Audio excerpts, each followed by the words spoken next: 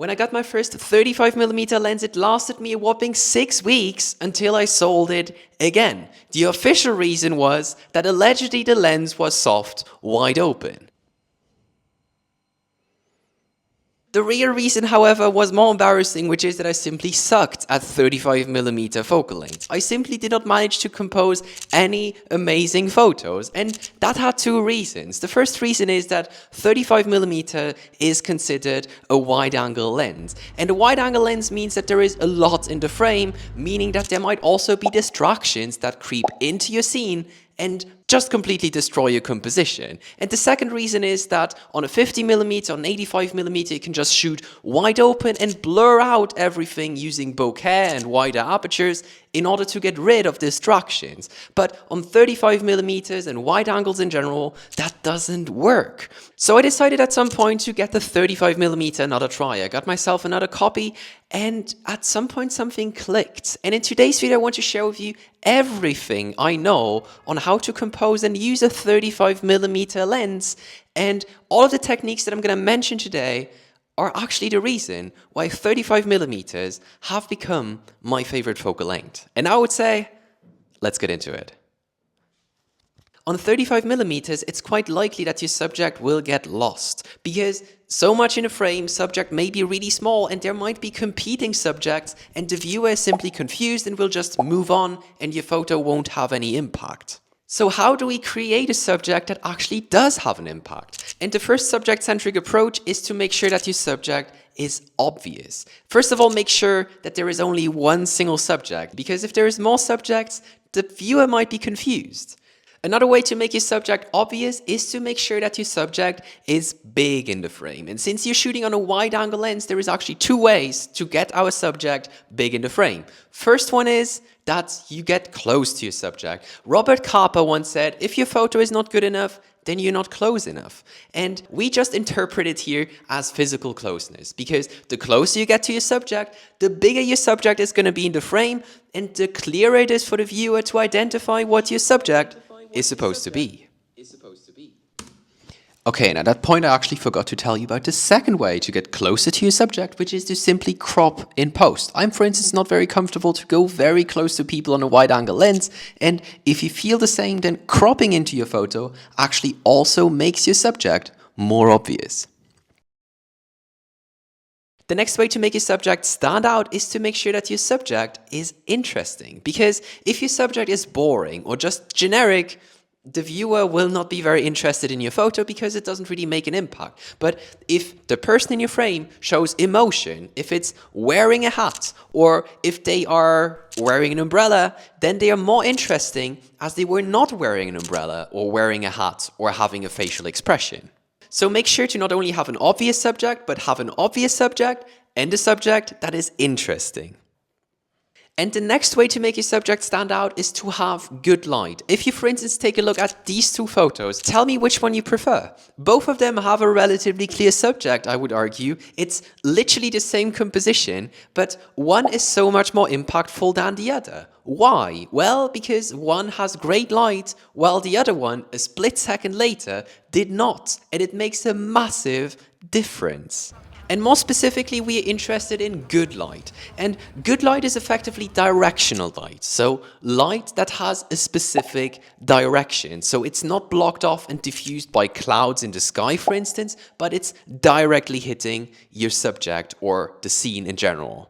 At the same time, this direct light should also not come from right above your head. So like, for instance, the sun at noon is, generally speaking, not very appealing because it's going to create these raccoon eyes, which you definitely want to avoid. And that's actually a good way to transition to environment-centric approaches. So how can we use the environment to support our subject, to eliminate distractions from our scene, and make our subject even more obvious in the frame? And we're just going to start where we ended with subject-centric approaches, which is with the light. Because good light will not only make your subject stand out, but it will make your subject stand out relative to the environment it finds itself in. So when people say, oh yeah, you need to learn how to read the light, it's actually a very vague and confusing way to say that you need to establish contrast between your subject and the environment using the light. So in practice, that means that if your subject is lit by the light, then your background should be in darkness, because that's what creates contrast. Or reversed, if your subject is dark, like for a silhouette for instance, then your background should be bright, because again, it creates contrast. And that's the magic. And one additional thing that the light does, and is especially useful for 35mm photography, is that it actually obscures distractions. So things that distract from your scene might actually just fall into the shadow. And if they're into the shadow, meaning in darkness, then they're not standing out anymore and distracting and competing for interest with your main subject. So create contrast, use light and shadow to your advantage, and I can guarantee you it will be an absolute game changer. And now the second environmental approach that we need to talk about is composition, which is a big one, but at the same time it has two purposes in wide-angle photography and photography in general. First of all, it should allow the viewer to guide its view, its eye toward your subject, and therefore support your subject, make it more obvious. And at the same time, if you have a clever composition, that also eliminates distractions that might compete for the viewer's attention. So the first way to use composition to eliminate distractions is what I call a blocking off technique. To put it simply, it's just you using a specific object in your frame to block off another part in your frame that is distracting. And the object that you use to block off is, generally speaking, not supposed to be very interesting, because otherwise the subject that you use to block off the distraction will actually become the distraction itself, which you definitely want to avoid.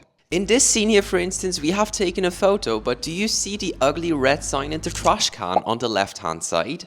Well, we can hide it by moving ourselves a bit further to the left as well. And now, as you can see, the sign is blocked by the tree, making it less obvious, and your composition is also much more balanced now. And when we block off the entire area around your image, then we are talking about framing your subject, which automatically guides the viewer's attention onto the middle of the scene where the action is happening. So far, we've been busy trying to get rid of distractions in our scene, mostly by blocking off and using framing to do so. But how do we manage to use composition in order to support our subject more directly? And there are so many compositional techniques out there, but since we shoot on 35mm, so a wide-angle lens, there is a few compositional techniques that are definitely more relevant than others. And I will just give you one keyword, which is leading lines, leading lines, leading lines, and you might have guessed it, leading lines.